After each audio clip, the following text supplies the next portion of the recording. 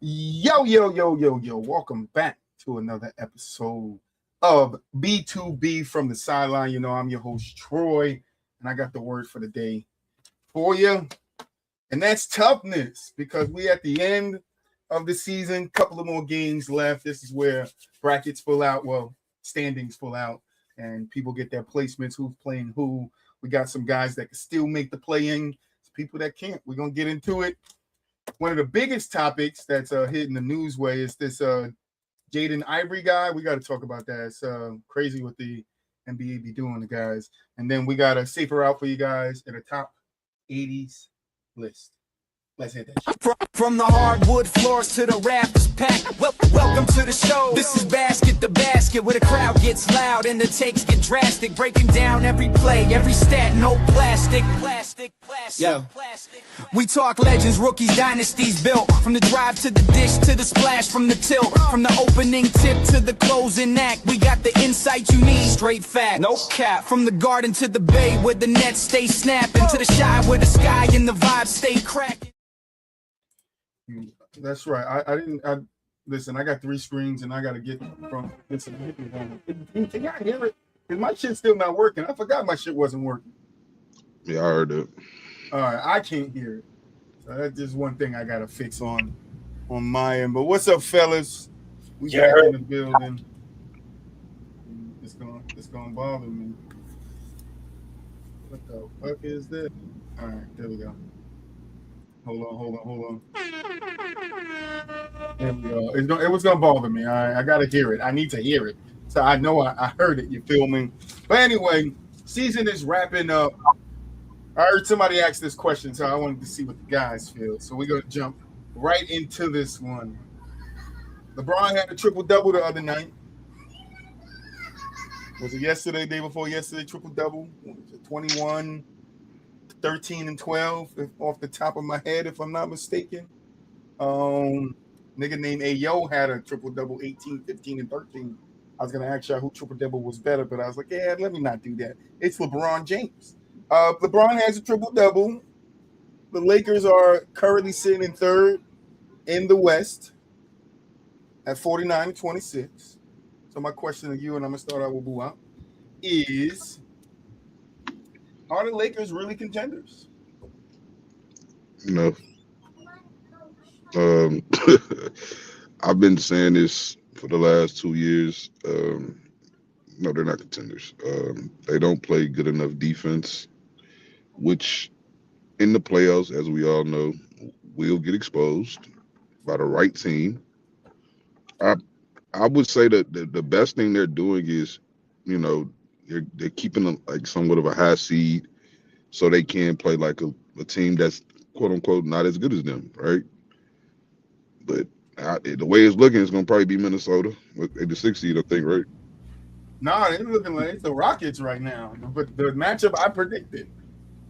Well, that is about the only matchup I think they can probably get out the first round, in my opinion. KD and them winning. Yeah, I don't see it. But I mean, hey, they should. The Rockets should be able to beat them, but I don't trust KD like you trust them. So I don't see that happening. But yeah, that's the only team I think they got a fighting chance as far as winning a series against in the first round. But and maybe like who the 7th and 8th seed? 7th and 8th right now are the Suns at 42-33 and the Clippers at 39-36. They can probably beat them 2 teams too. I ain't gonna lie. I like what the Clippers doing. I like the way Kawhi hooping. But yeah, I don't think Clippers have enough. Yeah, they don't have enough defense to slow them down, and then they don't have another. I mean, Darius Garland, it can be a problem. Like I don't know. Good for the Clippers though. Yeah, he really can be a problem. So I don't know, but yeah, I'm not really banking on the Lakers being a contender though. Like I don't see them getting out the second round at all. So Mulich? Yeah, I mean that's kind of where I'm going with it too. Honestly, if you watch the Lakers all season, kind of like I had, because a lot of people have been saying basketball has been uneventful, but I'm just a sports head, so I know thinking of basketball. So just watching together basketball and watching how the Lakers play, even though it may look like DeAndre Ayton has kind of settled into his role and realized that he's not the player that he thought he was, and everybody's kind of looks like they're clicking. It won't click at the right time, if that makes sense.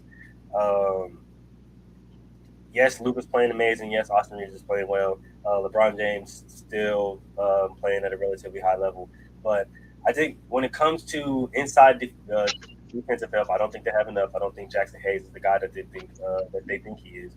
And even though DeAndre Ayton has played better on the rebounding and defensive side, I still don't think it'll be really relative enough to go against the likes of Jokic or even Chet in OKC. So I don't think that's really saying much, right? Their wing or perimeter defense is still kind of shaky because Vanderbilt is still kind of in and out of the lineup. We know that Austin Reeves and Luka aren't really going to guard anybody, and you can't leave majority of the defense up to DeAndre Ayton, Marcus Smart coming off the bench, and a 40-year-old LeBron James. It's just not going to work. So with that, I just don't see them going far. I can't really classify them as true contenders because as a true contender, I would see that somebody who would at least make a Western Conference final. I just can't see that. I think, like Buap said, they're second round out maybe at best. But I wouldn't even be surprised if Houston pulls out the series because they are tougher and a lot more, I guess, closer or stressful situations, right? And honestly, we've seen not this current version of Houston, but we've seen Houston in a more stressful, kind of tougher situation really throughout all the season. They haven't really gelled right.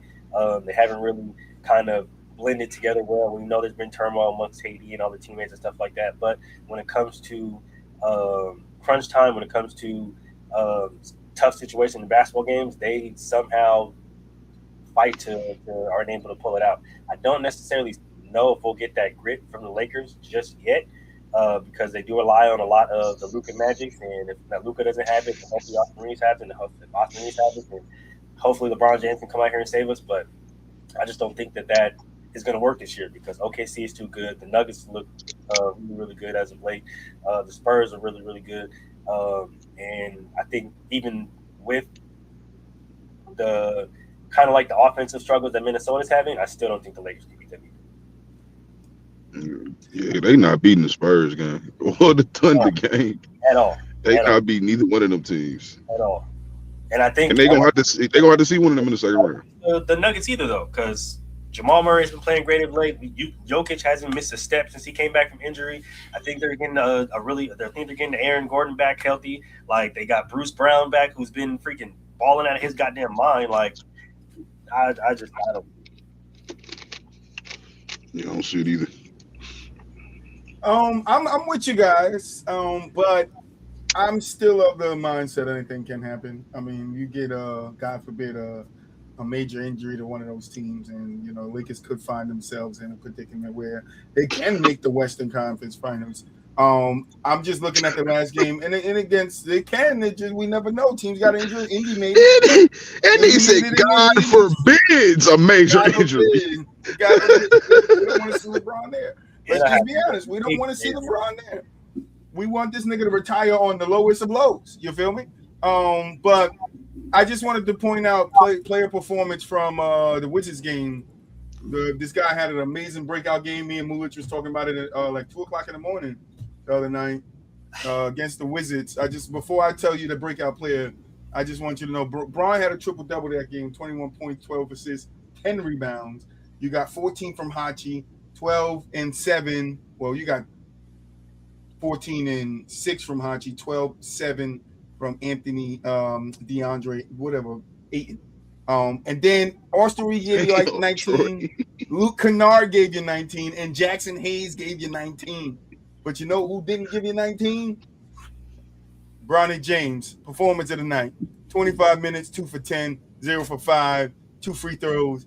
Get that nigga 6 points, one block, 1 assist, and 1 rebound. Performance game of the night. But yeah, they could win. They could win with that. Bronny James go up like this, move up, and they could win. You're not gonna sit here and out troll me with Bronny James. All right. Bronny James is the savior of the Lakers. That's what they would tell you. That's not what I would tell you. Ever seen that shit yet? Nah, I'm not doing no dishes. Can you believe that's what he told his wife? That's what I just pulled off on you guys. Like I was saying the other night, right? I know outside of the performance, right? If you've been watching Bronny, No, don't take away from my joke. Don't paint him in a good light. I want LeBron to attack us. I know what I'm doing. I'm setting Mel up for next week. Setting Mel up for Thursday. Hey, Brian, I don't want none of that smoke they talking about. You know, Hey, you got it. They're gonna shut us down. Oprah Winfrey, I don't care. Mariah Carey, I don't care. Hey, look, I feel you, but listen, it was the Wizards, nigga. You got 3 people that gave you 20, and Bronny couldn't give you 10. He got 10 shots with 25 minutes played. You went 20% and 0%, 20 and 0. That's what I mean, Troy, you can't really say that though, because you was one of the people that was trying to like say Jonathan Kuminga needed more time. So obviously Bronny needs more time. Fuck that. Fuck Bronny. He's not Jonathan Kuminga. I'm not. I know. Fuck you, boo. I'm not agreeing with that. I know. I'm not agreeing with that. You're not gonna out-troll me on Bronny. Fuck that. Father had a triple double. That nigga had a triple single. Stop playing. Well, he had a quadruple single. He Draymond Green out this bitch. Smush Parker out this motherfucker. What you talking about, boy? Kwame Brown performance this nigga had. Or the Lakers contenders. Well, we really talking about this? I know I put it on the doc, but it's because somebody else, Gillian, was talking about it. But they not contenders. Why are people having this conversation? Like, they're really good in the regular season, and barring some injury. LeBron has actually came back, and if these guys don't want to shed no light on him, I'll shed some light. LeBron actually came back and took the maintenance role. He's taken back up to Luka and sometimes to Austin Reeves. But when he has to have big performances against the Wizards and come out and beat the worst team in the NBA, he does it with 21, 12, and 10. And we can't say that, LeBron can't bring out some of that playoff Bron. You're disgusting. You're so talking about. Bro. We can't say that. You can't just write the Lakers off, nigga. Luke Kennard goes 7 for 7. Jackson Hayes go 8 for 8. Listen, they could beat anybody. Gang, that team ain't beat nobody, man. Even my Boston Celtics. Not nobody. They shouldn't, like, at this point. It's just I got what the it Rockets is. in 6, but the Lakers will go to the finals. You said the Rockets in 6? That don't even make sense. He told me I got the Rockets. He said I got the Rockets in 6, but the Lakers going to the finals. Listen, I got the Rockets in 6, but the Lakers will win the finals. You feel me? I'm a Lakers fan today, boo. I'm a Lakers fan today. They gonna win the People's Finals. Know how that goes. Fucking Cancun Finals. I'm surprised. Can you? What did your favorite player ever drop 40 at 40? My favorite player did. Like, it's gonna be all those. That's what I really just want to get it. I feel like, to me, as a LeBron James like one of them Colt fans, like, I feel like y'all shouldn't want to see this version. Like, I didn't want to see Kobe in them last years. Yeah, you never want to really see your player fall, man. Paul Pierce was horrible. I just don't want to see it, bro. Like, to be honest, now, don't get me wrong, Brian ain't bad as Kobe was or Paul Pierce. Brian actually still playing like that's true. That's his his calling card for the most part of his career, that he's been able to be durable as fuck. Like, but I mean, when I still look at it, bro, like, I'm not gonna give him that excuse of being 41, no matter what he's doing, whether he's playing bad or good. I'm not gonna say that's an excuse, or am I gonna over celebrate it? Like, I feel like if you on the court, you're a starter, you should be productive. That's just how I feel about any player, no matter what their age is. Like, that's what any player should be doing if they're starting. If you're not starting, then you need to move to the fucking bench. All right? Like, if you're not being productive as a starter, you need to move to the bench. It's that simple. And I don't think it's that easy for Brian, because Brian, again, is still giving you all-star caliber type play, some nights all-NBA type play. So I get it, but it's still being the truth of the matter is you know this is nowhere near who LeBron James used to be. He's not just taking a back seat to Luka Doncic. He's just not better than Luka Doncic for one. That's just the reality. And when it comes to Austin Reeves, it's more suitable for him to play off of Austin Reeves because Austin Reeves is a rising star in the league. Like that's true. I don't be understanding. I would have told him to grab the clip of LeBron telling Austin Reeves, "Why you didn't pass me the ball?" That was crazy work, man. And then I don't know if he told Luka it, but I think he did tell Luka. Somebody else he told it to. He told like 4 people in this video. I gotta find it. He just told him, "Why, like, pass me the ball?" Like, and it's like, nigga, he made the layup. Like he made that. Like they was making the shots, bro. He's still telling them. So LeBron is a different type of guy coming back. He's not the give me the ball type of guy. He is stepping out of the way and letting these guys, take control. And it might be just because he think they can, be the reason he gets back to a Western Conference. I think if any damn, like if the story is written right for him, they could definitely make it there with Anthony Edwards coming back from injury. The Thunder are hot, so you will hope that they don't run into him early, but I think they are going to run into him early, especially if they beat the Rockets, right? They will play. Would they play the 4? If they the 3 seed, they're gonna catch the Spurs in the second round. Okay, yeah. So, and I mean, they're that's not no better because Anthony Ayton ain't gonna stack up against no damn Wemby, and Wemby dropping 41 and 16 the other night. Bro, all you got to do against the Lakers is just make them run, bro. That's all you got to do. Especially with LeBron in there because he ain't going to run. So it's always going to be just put pressure on them. You just put pressure on them. That's all you're going to do. Now, you don't have a team built for that. They have a team more built for the half set, the half court. Yes. And they're gonna be good in the half court setting. Like, what I'm saying? You let them get to Luka will be good, yeah. But I mean they're gonna score on them, so they're gonna get the chance to come, goddamn it, set their offense up. They're not gonna be able to slow down the Spurs. I can tell you that right now. The Spurs gonna get a lot of easy buckets. Wemby gonna be like he's gonna 50 a game. And Wemby, the way he is, the type of player that he's like showing me that he is, he wants the fucking smoke. Yeah. Oh hell yeah, he wants the smoke. He just said it. He just said that. He used to hear a lot about how. The game isn't about defense no more on his way over here. Game isn't about defense. So he definitely wanted to prove people wrong with that. And we see it. I just hope, because we know how the NBA is. I just hope Wemby can stay healthy long term, not have any major injuries. So we get to see this for a long time of him dominating both ends of the floor. Because what would you say the last real person that dominated both ends of the floor, a big man, was Hakeem? Shaq? Well, I don't know if you would say Shaq. Shaq was more or dominant on the offensive side. I mean, I would say Anthony Davis was dominant on both sides. Okay. One healthy, 65-game Anthony Davis. Even Joel Embiid to some degree is somewhat dominant defensively. Like Joel is definitely there, but I don't know if those two guys are Wemby. No, nobody's Wemby though defensively. Now offensively, Offensively, that's the thing. Like Wemby not really dominating. I don't think Wemby dominating yet offensively. Is he hard to stop?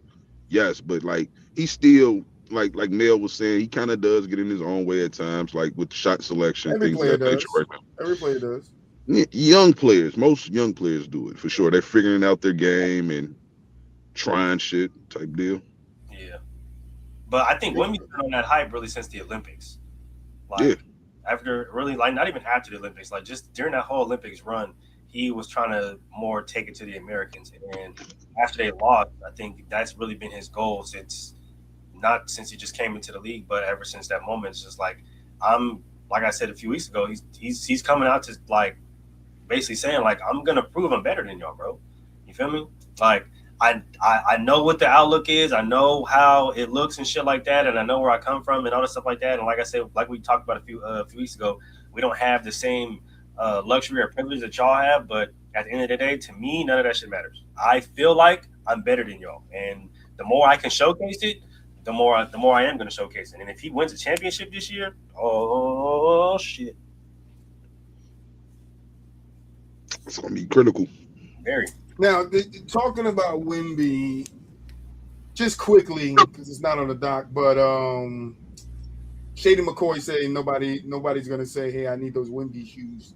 You guys agree with that? Shit.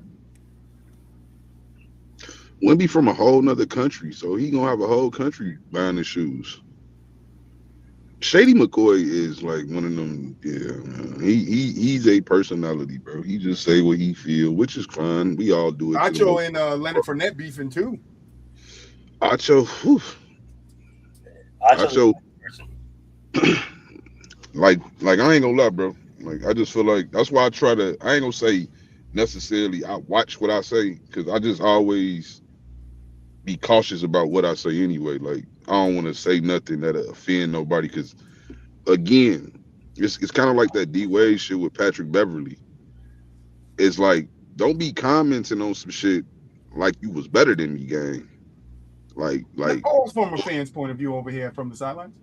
Yeah, but it's like it's different though when you say it like how certain people. I mean, I don't even know how to say it. How Mulich and Mel call particular players trash type shit.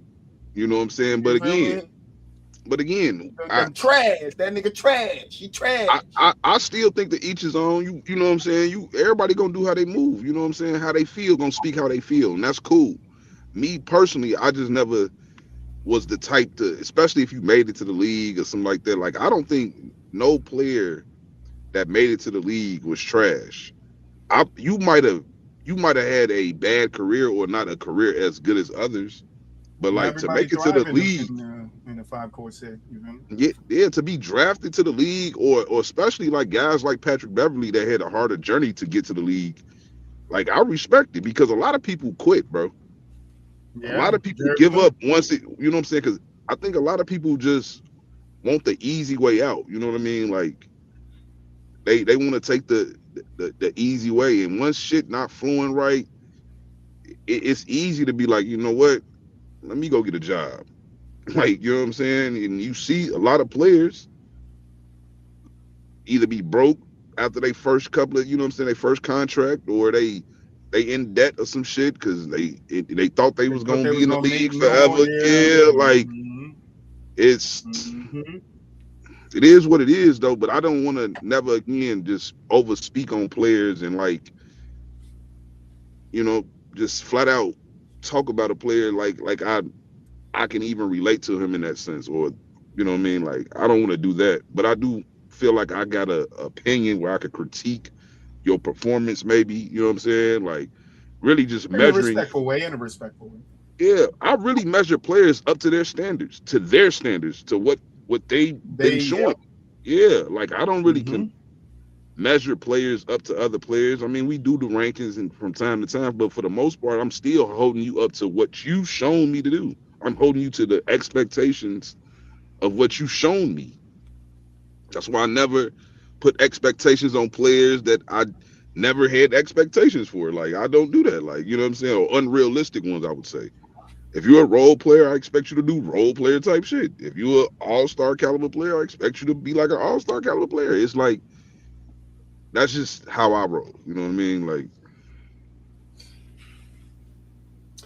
yeah. All right.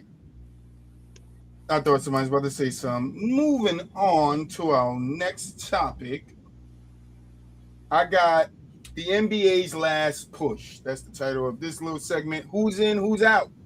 All right. We got the 4 teams fighting at the bottoms of each conference. We're going to start in the East. Right now, in 7th to 10th place, we got 76ers, Magic, Heat, and the Hornets, with the 76ers and maybe the 76ers and maybe the Magic could take the 6th spot. How we think that lineup is gonna look. What's the 4 teams again? 76ers and 7, Magic and 8, Heat 9, Charlotte 10. And then you got Atlanta in 6 with 43 and 33, and you also got Toronto in 5th with 42 and 32. So those last 6 spots, 2, 4, 6, 7 spots can actually change within the last 2 weeks of basketball. Everybody's relatively a game, 2 games and a half away from each other. Ah, man, I ain't gonna lie. Shit, I don't really care what none of them motherfuckers do. They all losing in the first round more than likely. I'll say this: I don't trust Orlando. I would say Charlotte is a sneaky kind of tough out, just for the way they've been playing as of late. I don't trust Miami either. And if you can get a healthy Joel and Tyrese Maxey, I think they're a solid second round team. But other than that, that's kind of really it. I know Atlanta's looked good as of late, but I don't really trust them. That's a young team, so they're not. I don't see them really poised to really do anything or really make a solid push. So, Atlanta to what though? they're 6 right now. 6. So, 60 right now. They've been playing well as of late, but I don't see them really making a deep push into the playoffs. I think Toronto will be really good out. But And they the 5 seed, right? yeah, they're the 5 seed. Who the Knicks? I mean no. Who the folks in Cleveland? Cleveland, yeah. 4 The seed. Knicks, Boston Pistons, which Pistons, listen, even without Cade, them niggas could probably make it to the second round. Yeah. Team Cade's not Right now, gonna be they'll back for the play- playoffs, right? He's not coming back this season, right? Not with a collapsed lung. No. No, I Yeah, think not with a collapsed lung. comeback will be game 3 for the second round. So if Pistons could probably pull off beating any of these 4 teams, the 76 Magic, Heat, because it would They be, lose. hold on. They're gonna lose to the 76ers game. I think I was going to say if they get the 76ers matchup, I don't know. if they get That's a the 76ers one team. matchup without Cade and they get a healthy Joel and Tyrese, I that's don't know. I even believe they could lose to a Miami like without Cade. I'm not gonna lie. Bam got to get them 83 points. It ain't even it. It's tough defense, and they just gonna get tough in the playoffs. And Rev's gonna let a lot more slide, and that works in the Pistons' favor. But a team like a team. Now, only thing they got to do is find points. But a 5 Miami points. a Miami Heat team coached by Eric Spoelstra, bro. Like Eric Spoelstra is a great coach. He I'll can give you that. expose. Yes. He will be able to expose. He will find Yes. out what they can't do. But I will say this: that Jenkins kid is hooping right now. He hooping. Yeah. The guy that's He's doing replacing solid. Cade. I was looking at him last night. He's pretty solid. I would have definitely expected a lot more from him in his last couple of games, giving you, I think, 19, 19, and 19. And then maybe 17, I think, in his last game, if I'm not mistaken. But he's definitely holding the fold, getting them to win. I do agree with you. Eric Spoelstra could probably definitely scheme up some. He has enough players over there. Tyler Hero, did he go off for what, 41 or something like that the other night?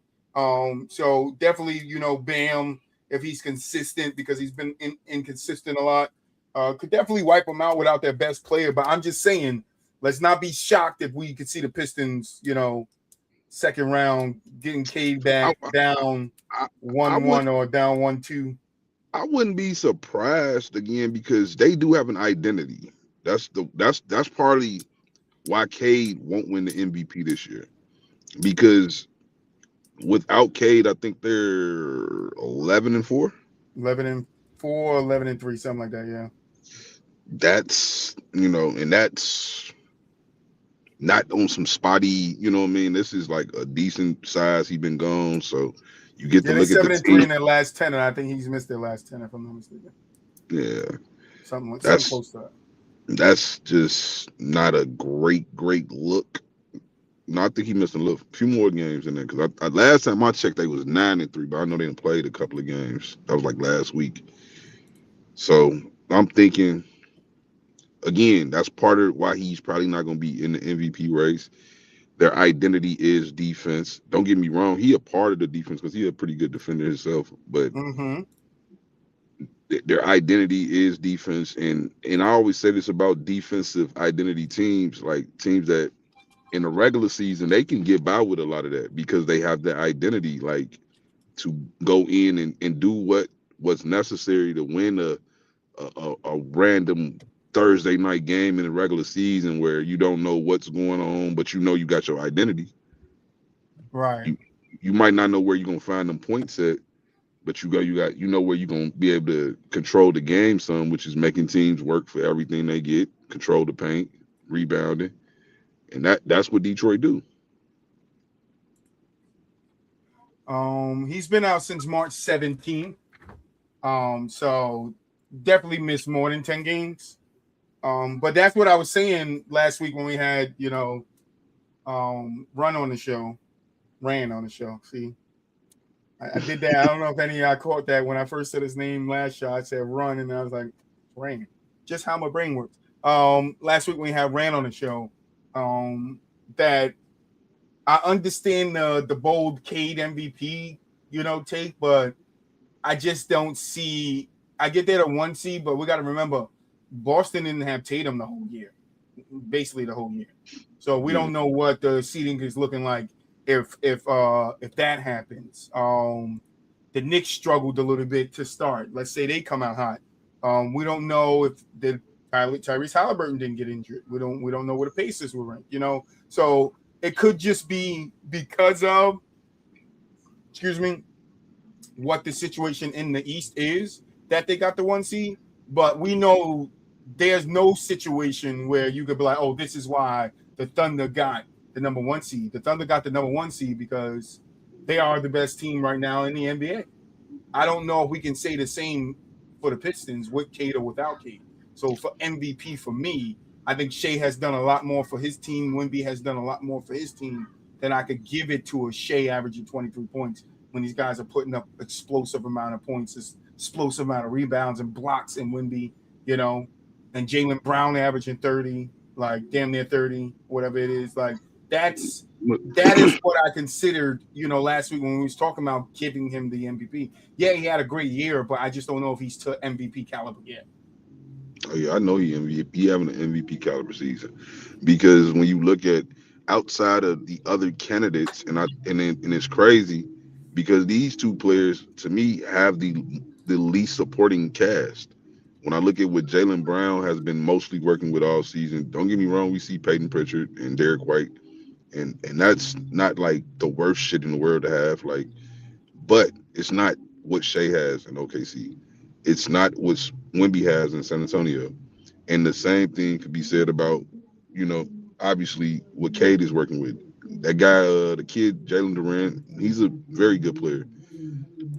But basically a walking double-double every night, plays tough, but he's not what you call a shot creator.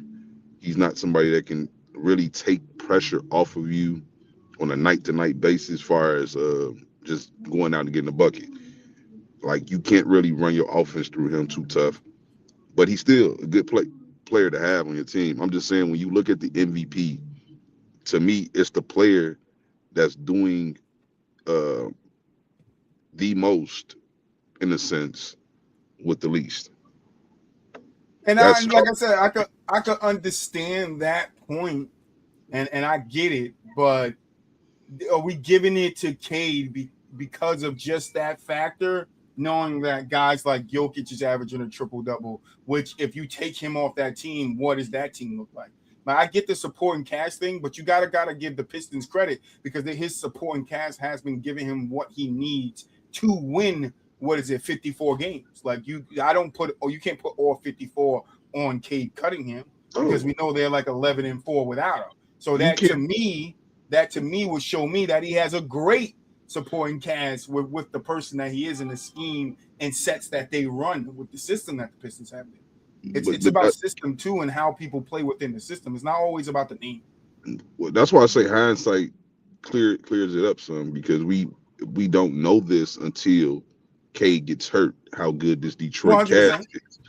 But the reality is I can only give him credit for, I'm not giving no player, credits for all their wins. I'm giving credit for just having the most impact towards those wins.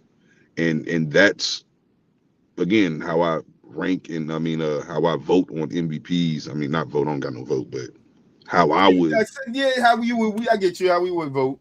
Yeah, you know what I'm saying. I think again, when I look at the seeding thing, I don't think you necessarily have to have the number one seed. You know what I'm saying? Would it be nice? For sure. But I think respectably, long as you have like a top 3 seed in your conference, and again, this is why players like Shaq and Kobe only have one MVP.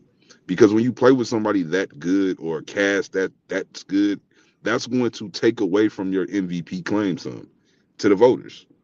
It's just going to do that. Like if especially if I'm comparing you to another guy, and that's why when people look at why Derrick Rose won the MVP in 2011, because they're looking at the fact that he does not have a Dwayne Wade next to him or a LeBron James next to him. You know what I'm saying? He does not have this caliber of player. Like a Kevin Durant has a Russell Westbrook next to him at the time. You know, that's why Derrick Rose won the MVP, because people are looking at him being the lone star on a defensive-minded Bulls team. He's the lone offensive player carrying them night in and night out offensively. That right there, and on top of that, we have the best team in the NBA, not just the conference, best team in the NBA. That's the MVP. And I'm not saying that's Cade Because that case. last part don't fit him. No, his case is I have the best team in the Eastern Conference right now. You know, well, his case was I had the best team in the Eastern Conference. They still the best team, but largely in part of what I'm doing. Now that gets skewed because he's missed games and the team has been able to weather the storm without him. So that's going to hurt you by voters, because people, rightfully so, should be like, well, they've been able to, you know what I'm saying, get it done. I get that with the voters, but I pointed this out, I think, twice this season, later in the season, about how good the cast was. And it was one conversation that we was having with Mel, who's not here right today, about Isaiah Stewart and how much you and Mel thought that Isaiah Stewart didn't mean to the Pistons. And when I was saying that he did mean, you know, a good amount to him, giving him 10 points, you know, and, you know, 5 rebounds off the bench. That, like, you need his toughness, the defense that he offers, the altering shots, the changing shots. Isaiah Stewart leads them in block at 1.6. So you have all these players that, yeah, people are going to stack up next to the Chets and the, you know, the Williamses and all those guys. And I get it. Those guys are blossoming, but it's also the system that OKC is playing in. It's also that system that works for them. It's the guy, yes, they're playing behind, but it's also the system. So are these guys, and I know we will only be able to tell this in hindsight, but are these guys just as good on other teams and other systems? We don't know. We know they're talented 100%, but I'm not taking nothing away from these guys. Shea has some talented players on his team, but I don't automatically disqualify, and I'm not saying you are, disqualify Shea from winning MVP this year because of his role of the players behind him. I think if you could still have those players behind you and you can still have the season he's having, then 100%, why can I not win MVP? Why can I not win MVP? I'm doing this with this good cast. I'm not saying I'm not saying that I'm not saying that you can't. I'm just telling you how it can get viewed, like especially once again when you factor in, you know, everything. Like, I'm not saying that Shea does not have I actually think Shea is the MVP, because I just think I think Wemby could win it. I'm not going to be one of them people that say anybody was robbed more than likely. That's just never going to. Because there's 2 people that could get it. Well, it's actually 3 people in my book to get in. That's the 3 that's in the top 3 right now: Wemby, Shea, and Joker. I don't think Joker gets it because we already know how the voting goes there. Shea could probably get it back to back. Not mad at that. Could Wemby win his first one? 100%. I think he's had a season where he has a good case, but I think his case is relatively close to the Cade case because of what Mel and you were saying, that he's not putting up, or not putting up enough points, and, you know, he's trying to do everything out there. I think if Wemby's numbers were better, if he was averaging 31.6 like Shea is, with the defense, with the blocks, then I think hands down, no question about it, Wemby would be the MVP. But because Shea is doing what he's doing and the records that he's breaking along the way to 20-point games, I think, you know, I could definitely see where voters would definitely vote him again. But I just think Wemby being a new face, Wemby coming out and saying, I'm here, defense is back. I think that's going to might push voters into like, all right, Wemby's the guy this year. Like Wemby did it. Like, but Wemby can win an MVP no different from the way Tim Duncan used to win his MVPs. Tim Duncan didn't put up godly numbers. Put up a lot of numbers, but that was my point. That was my point last week. But I never felt that way. Mel felt that he should be doing more offensively. I feel like the way he plays defense, and he's giving you right at 25 and 10. Like I feel like that's enough. Yeah, I feel like he doesn't have to go give you 30. Yeah, would it be nice for him to have one of these crazy seasons? I think he will, because I don't think they necessarily playing the way Pop them played, which was over conservative. Like I don't think Pop would let Wemby do some of the stuff that he's doing. That he's doing, like pulling up from 3. Yeah, I don't see it. He beat Tim Duncan down low. I think he'll let him fake get away with his son, but not like exclusively. Like because at the same time he's not Tim Duncan. You can't just make him be Tim Duncan. But I also just think Pop would try to define his game more to his liking. Like that's all I think. So what he needed from him, yeah. Yeah. So I think Wemby will have one of these seasons where he's putting up like 28 and 29, 30 points a game type shit, like a Giannis type season. That's mostly what people want to see him have, like a 32 and 10 and 4 or 5 assists, 2-3 blocks. But it's just like, goddamn, that when you just hear motherfuckers say them stat lines, it's crazy.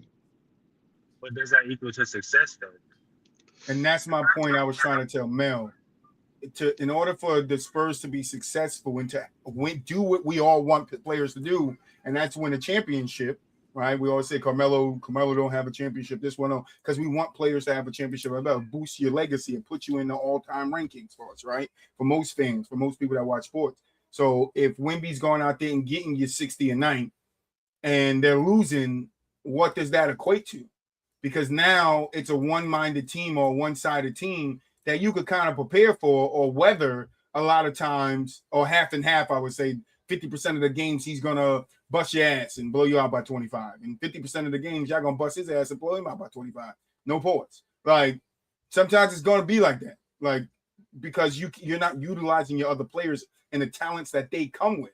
And this is what I said in the Michael Jordan conversation that we had. Like you got to think about the players that he has around him. What can they do for him to take the pressure off of him? And the Spurs are a great system for that, because like Buwap said, that Pop system, which isn't really being utilized right here, was more preservative. He would have had the Wemby down in the paint where he could score easy basket, be efficient, 70% from the floor, 85%. Like Wemby would be that under Pop. So, and the great thing about Wemby is now we don't have to see that. He doesn't have to be the Tim Duncan, right? He could be the guy that could, like Buwap and I'm saying, that goes out there and get you 25 and 25, 10 in 3 blocks and win MVPs because his team is having winning success.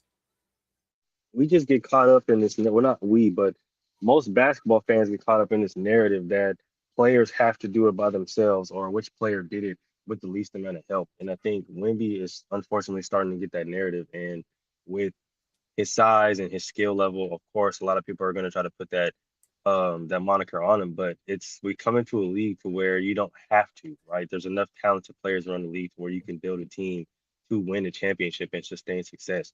And I think the problem that we get into now is that a lot of people see certain people's skill set, they see them be in the face of the franchise and, oh, well, they did it like this, or they did it like that, or this person did do it like that. And we get into the comparison game when teams don't need that now. You don't need a superhuman effort like a Michael Jordan or like a freaking LeBron James or Steph Curry or whatever the hell superstar that played in the past. You don't need those superhuman efforts now, even though real basketball fans and real basketball people that have watched the game and have studied the game and have been part of the game for years understand that those players, even back in those times, didn't just do it by themselves. They always had a running mate. They always had somebody to help them. So that narrative, it just kind of gets caught up in the regular conversations amongst real basketball fans compared to the casuals, right? But in today's league, to where now you're starting to see to where they're going away from the big threes and they're going away from the quote unquote super teams, and they're starting to build teams for success, for longevity of success. where teams work and how they fit together. You have a really good wing player, you have a really good post player, you have a star player, you have another co-star player, whatever the case may be, and it all works and all blends and all fits together because everybody understands their role. And I think we're transitioning more back to that. But everybody's still so caught up in the super teams and the big three, and oh well, this person did it by themselves and that person did it by themselves, and who's the GOAT and who's this, that now Wimby is starting to be looked at as that, but it's like he doesn't need to be because he has a De'Aaron Fox, he has a Stephon Castle, he has all of these people around him that can help the team be successful, which at the end of the day is the biggest point. I think that's what people get away from when they have these conversations is team success. Yeah, we care about the rings, but at the end of the day, how successful was the team and how helpful was he to team success? Nah, that's facts. But I just think that's just the nature of the business that we in. Obviously, everybody That's got a just sports, hot unfortunately. take. Yeah, like everybody got a hot take, and everybody wants to be right, quote unquote, like you know what I mean, or be someone that seen something before the next person seen it type deal, or called it out first, and you heard it here first from the sideline. Everybody wants to be that, I guess. You know what I'm saying? So I think that's where a lot of the rhetoric come from, like some of the riffraff that we hear on social media. Everybody again, and then we know it's in particular with the NBA, which topic has dominated sports dominated the sport the last 10 years, which is the GOAT conversation. You know what I'm saying? LeBron versus Jordan. We know that's going, and it has not dialed down really. It's still always around. It don't take long. You could be talking about Saturday night game, and all of a sudden, out of nowhere, still ain't better than Jordan, or he still ain't better than Brian the GOAT. And it just never is never going to stop. So I think Wemby is going to be dealing with that, of course, just like any great player is going to be dealing with that, because eventually we're going to compare you to the greats before you. At some point, we're going to start doing it. And again, I don't think Wemby has to have this crazy season, especially if he's winning.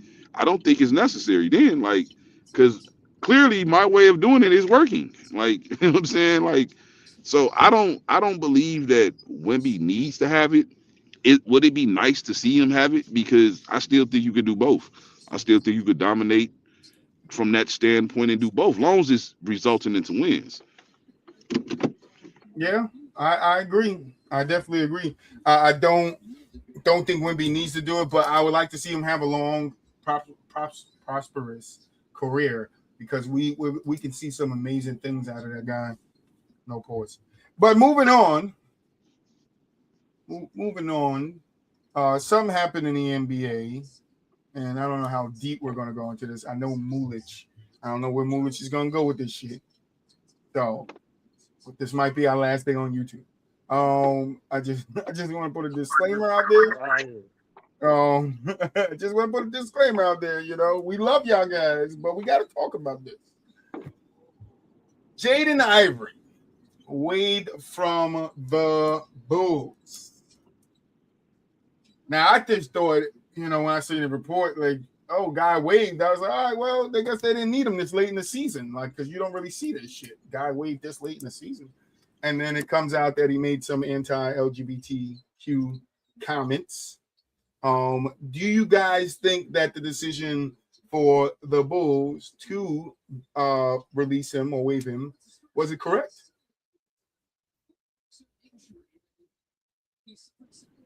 Hey man, there's nothing more important than the brand. Man, I don't even know what the fuck the Bulls doing right now, bro. Like, I don't know.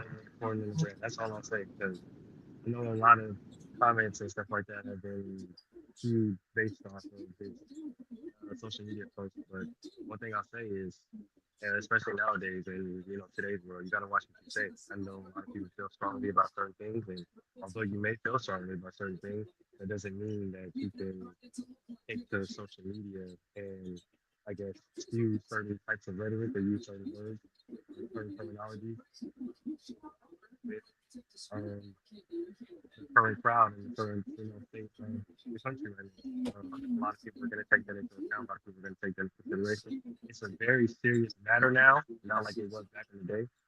You can worry about certain things. Some people may not care, but at the end of the day, the brand is bigger than you. You feel some type of way or feel some type of things, so you just keep it to yourself or log it. Look at the money. What's in for you? You kind of going low out there at the end there, but I was catching what you're saying. I'm not sure if the audience did, but what Mulich was saying basically is that you can't just, with the way things work today, you can't go outside your job and talk about things that might be strictly in your belief because of the way that it does affect the brand that you are representing. The NBA is the brand, right? It's just like any contract, any job you get, you sign a contract that if you do something that's detrimental outside of the job in your free time, they can fire you if it's detrimental to the brand. So this is the situation here. I saw the video with him on the plane. I've read some of the comments that he made about I think D Wade and a couple of other players. I don't know if he's having a break or whatever it is, but we have seen this before. Kyrie Irving just not too long ago. If guys remember, the Nets on something that wasn't, even viewed by most people as anti-Semitic, didn't want the guy back. You feel me? And wound up ultimately trading him.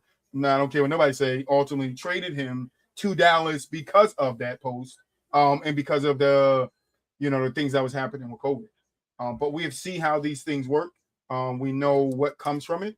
So for a guy like Jaden Ivory with your career on the line, you do have to kind of bite your tongue in some senses when it comes to religion. There's a rule at the bar. We don't talk about religion and we don't talk about politics. I think you got to kind of keep that out of basketball too, because then things like this can happen. But Buwap, I see your mic's on. Okay, Buwap. Yeah, I mean, I agree with that. Like to an extent, sports and politics and religion really don't mix well. That's why I'm never like faulting any player for not standing up for certain things, because at the end of the day, leave the politics for the politicians and leave the religion for, not to say that you can't obviously be a religious person and play a sport. I'm not saying that at all. I'm just saying, like, you can't be, I don't know how to put it, like, religious shaming, I guess, you know what I mean? Like, or faulty. It's not even religious alone, but it's anything that affects the brand, because LGBT community isn't a religion, but it's a sex oriented. Exactly. So even that, because the NBA does support it, they do the Pride Month and stuff like that. You got to know kind of in these businesses, like if you are an entrepreneur and you're doing things yourself, then you can take those risks with your business, but you can't take the risk with other people's business. And even though I don't think, I'm not wholeheartedly like, yeah, waive them, off of this. Did you sit him down and, counsel him and let him understand? But we also seen this with the Heats not too long ago with, who was it that was on the live screen? And he said, Myers Leonard. Myers Leonard, where is he at right now? But a lot of the times too, like, he was not good. Like, he just wasn't a good player. You know what I'm saying? Like, yeah, but he wasn't. I would say the league because of it. He was out the league because of what he said.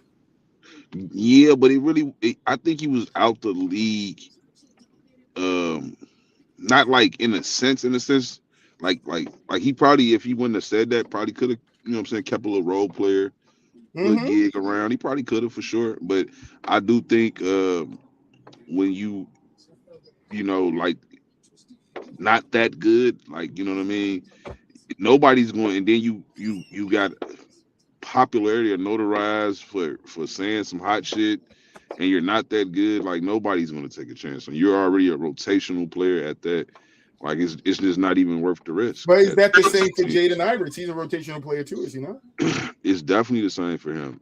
But it's worse for him because he's a young player that had some expectations at the And time. potential, You know yeah. what I'm saying? Like, so it's not like he's not a player that you can just hide anymore. Like, he was a player that was drafted pretty high, and like it's just a bad look. And a lot of teams probably not, especially with you not playing well, probably just not gonna take a chance on you.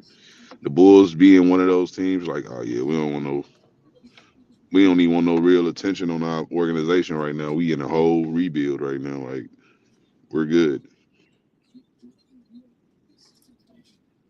And look, their team, they can do what they want. Owners aren't going to affect their bottom line for you, no matter how talented you may be. It's just not going to happen. So sorry, I read that you came out and you went on a rant afterwards on the podcast. I mean, on the plane, and you felt like you had to get this out and calling you waiting them out. It's just a bad look. It is. And, understanding business, as we talk about a lot on this podcast, you can't jeopardize the business. And looking at where the NBA is at now, right, where Adam Silver is, business wise, right, trying to maintain viewership, trying to bring younger people to the crowd or to the game, trying to get them to watch the game for longer periods of time, a longer stints of time, right, and just trying to bring back what a lot of people remember as the NBA or as basketball.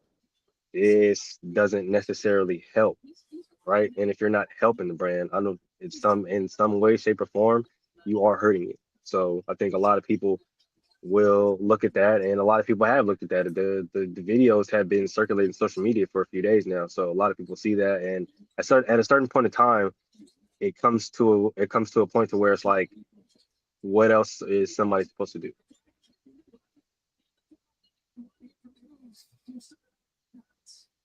Listen, there ain't nothing. There's not much you can do in the sense of what a team. Listen, we all know, like, no matter where you are, we have seen so many Karens lose their job over fucking, racially profiling people and trying to get the lemonade stands and the little girls selling water out the streets.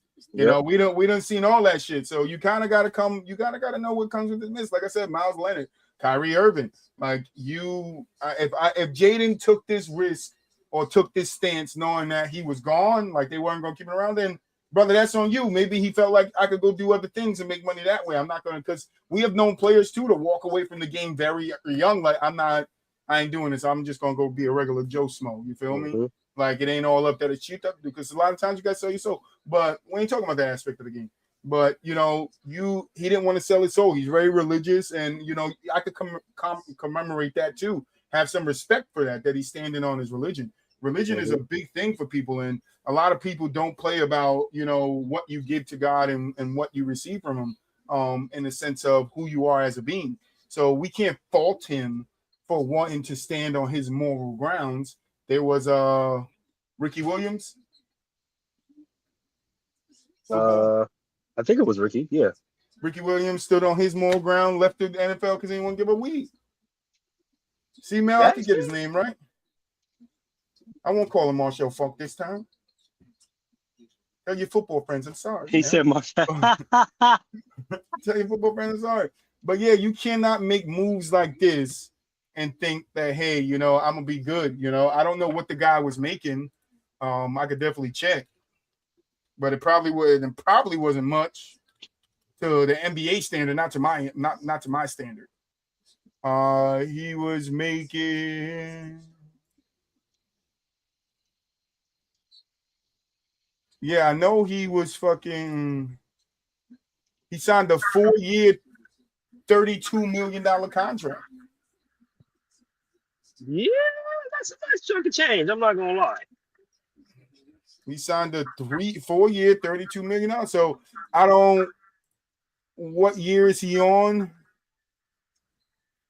That's a nice chunk of change. I'm not going to lie. Well, he was on. Hold on, that's interesting. I think he's on his 4th year. 3 years. His total earning was 32 mil. So he's only missing like 4 mil. He only missing like 4. 36. Yeah, 32. No. Sorry. He made 32. So I don't know if they had put him on another contract. I think he signed a 1 year with the Bulls for $3 million. But I don't know if he got that. I'm not sure if he got his no signing, no incentives on that.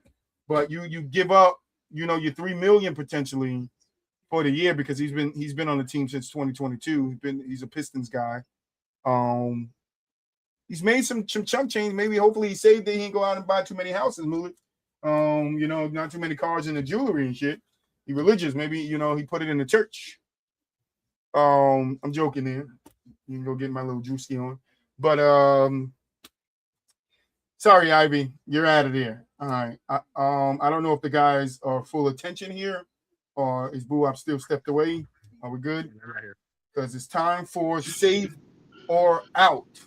I got 2 names for you. I didn't do 3. I just did 2. Woo! Oh boy, here we go. Move it. You ready? Now this first name, I thought we did already, but we didn't. And that's gonna be LaMarcus Aldridge. Is LaMarcus Aldridge safe or out? 7-time All-Star, 5-time All-NBA, 2006, 2007 All-Rookie is all his accolades. He played 16 years. Marcus Aldridge got like 20,000 points on. I could check it for you. He averaged 19.1 points, 8 rebounds, 2 assists on 50%, 49.3% shooting, 32 from the 3-point line, 81 from the free throw line. And then let me check where he's at in points.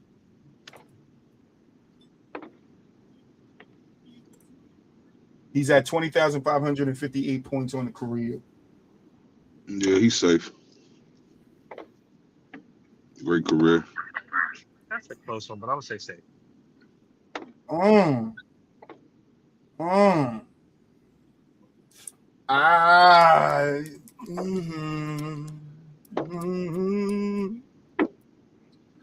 Fuck you doing all that fucking? Because I gotta say he out, man. I'm holding him to the same standards as Blake Griffin. Was Blake Griffin not out, or was Blake Griffin in? Blake Griffin don't have 20,000 career points. Where's Blake at? Like 14,000. Shit. Did we do Blake? We did do Blake, didn't we? You might have.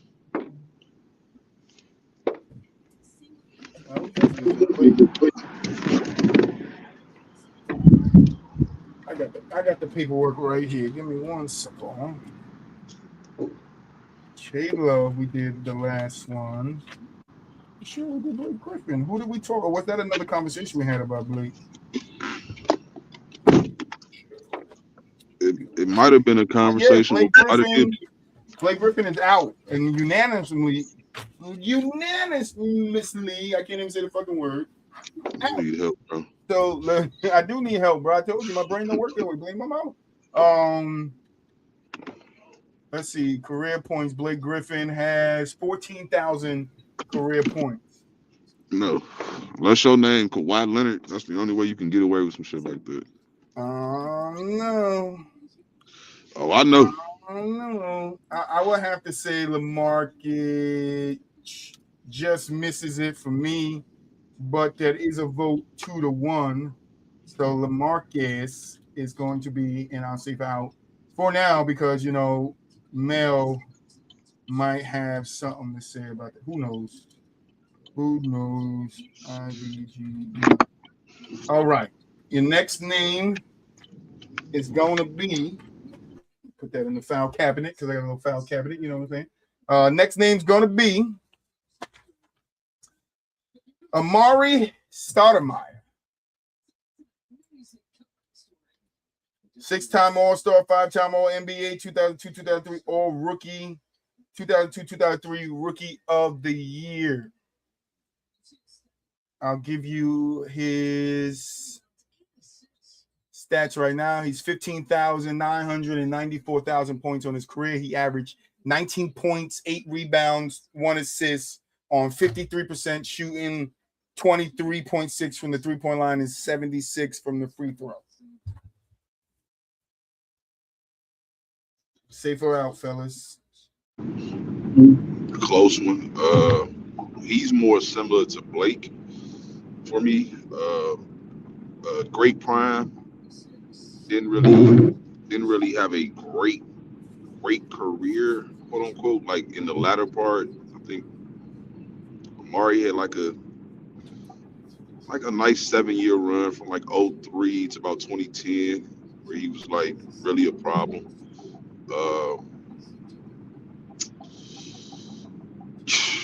I'm gonna say safe. You said safe? I don't know.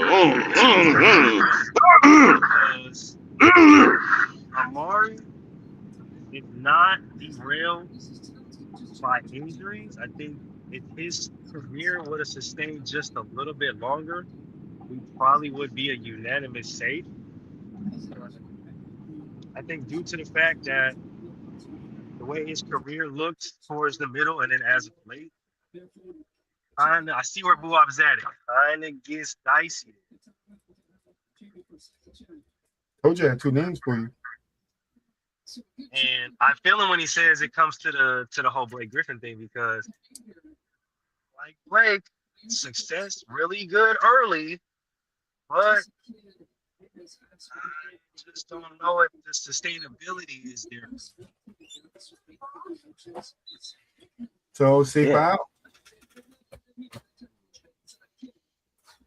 Is Amari Stoudemire Hall of Fame? I'm gonna say safe. I'm gonna say safe.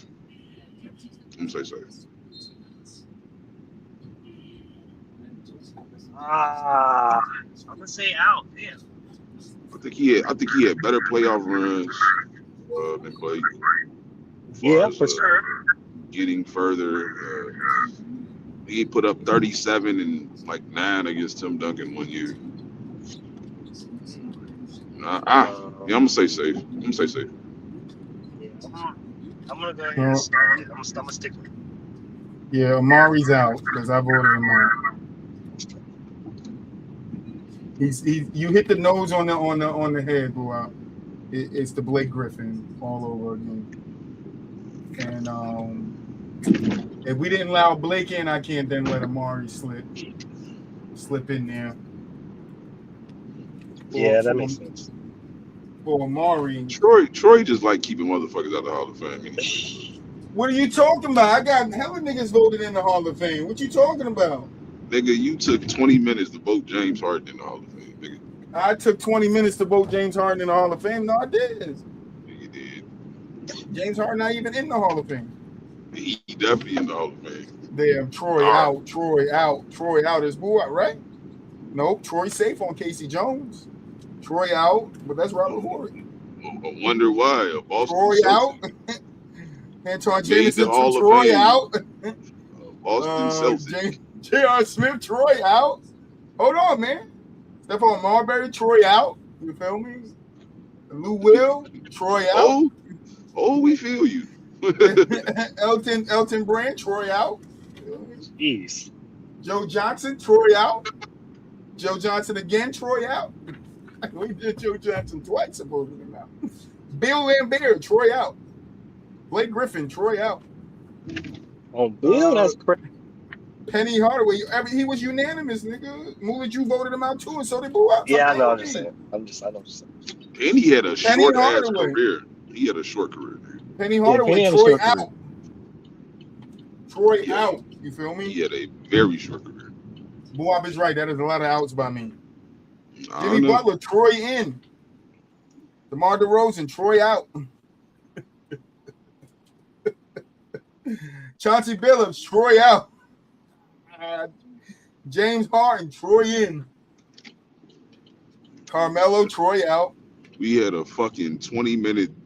Rayshawn Yo, I Rondo. just don't really like his What is it? lows. And I put him second though. He's not in my first ballot, and I should have just put him out. See, He's not in my see what I'm own thing. saying? See what I'm saying? See what I'm saying? Kevin See what I'm Johnson saying? was safe by me. Chris Webber was safe by me. Eagle Dollar was out. Mark McGuire was out. Reggie Miller was safe by me. See, I say safe when it's supposed to be. Dennis Rodman was safe, and Kyle Lowry was out. All my outs are legitly outs, though. They're not legit outs, nigga. They are. Fuck you talking about? They My out. legit Troy outs though, for sure. For sure. Yo, I'm telling you, bro, my outs are legitly outs, man. Yeah. Because most of those outs that I said, y'all niggas voted them out too. Hell no. I know I did. Hell yes. I know a lot about it. You want to do boo out? We got time because we ain't doing the 80 list until next week. We need mail for that. Let's do it.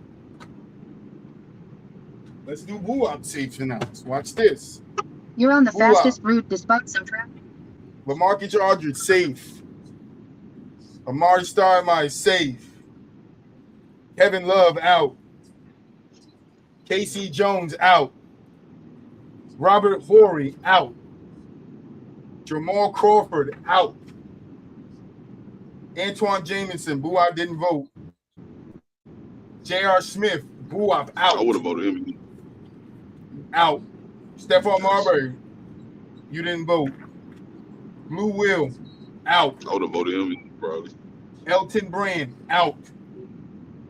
Joe Johnson, you didn't vote on the first one. Joe Johnson on the second one, you voted him safe. Bill Laimbeer, boo-wop, out. Blake Griffin, boo-wop, out. Does this not sound familiar? Mulich, Anthony Hardaway, Penny Hardaway, boo-wop, out. Jimmy Butler, boo-wop in. DeMar DeRozan, boo-wop in. Chauncey Billups, boo-wop said safe. James Harden, boo-wop said safe.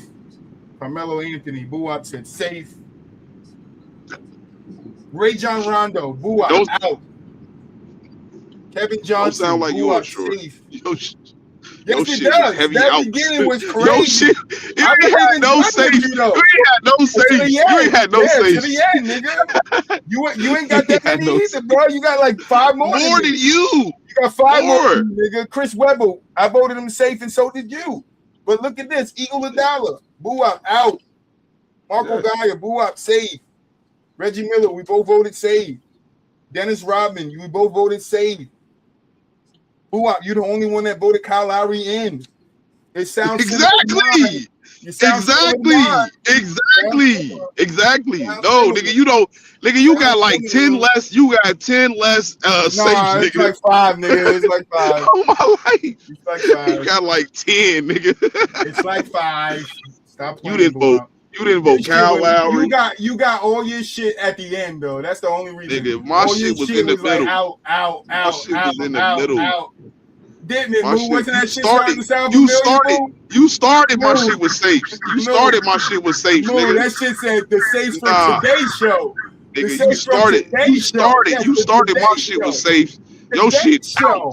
out. Today's Out. Show. That's Out. right. Out. Troy got Out. higher standards than y'all, nigga. You That's right. put a fucking Reggie Miller. That's the first safe we get to. Nah, Reggie wasn't my first safe. You crazy. Yeah, okay. Jeremy Lin was my first safe. Yeah, all right, sure. Now I'm voting Patrick Beverly in the Hall of Fame. Watch. Next time we doing Patrick Beverly, and I'm voting him safe. I'm gonna pick every nigga with 4 points, and I'm voting him safe. You feel me? Everybody that didn't amount to any Muggsy Bogues safe. Bernard Wiggles safe. That nigga ain't even Bernard King. It's Bernard Wiggles safe. You know what? Greg Odom safe.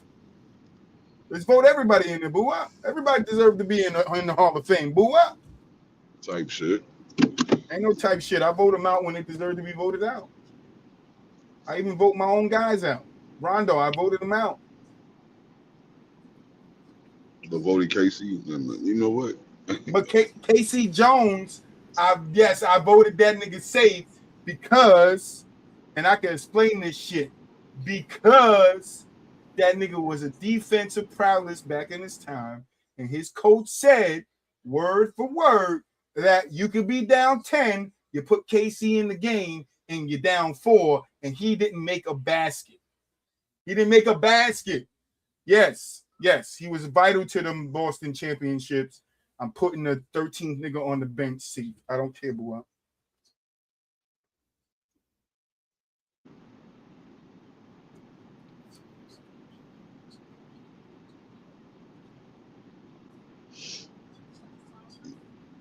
Anyway, Moon, close us out. Close us out, Moon. Hey man, you already know what it is on the Fire Ass Show. Make sure y'all tune in tomorrow. Gentlemen's Talk Thursday off the glass, and then we back Friday talking that UFL and some more season football. Make sure you guys don't miss it. Come back, keep coming back. Like, comment, subscribe. Shout out to everybody listening to Hotney Radio. Shout out to everybody watching. If you didn't comment, drop a like. Keep coming back, so keep going up. See y'all tomorrow. Hey, and we got that 80s top 10 list coming Thursday. If it's hoops, we map it. No story, we're lacking. Every week, bring the heat like a fast break happening. So lace up, tune in, let the energy rise. Where the game meets the mic.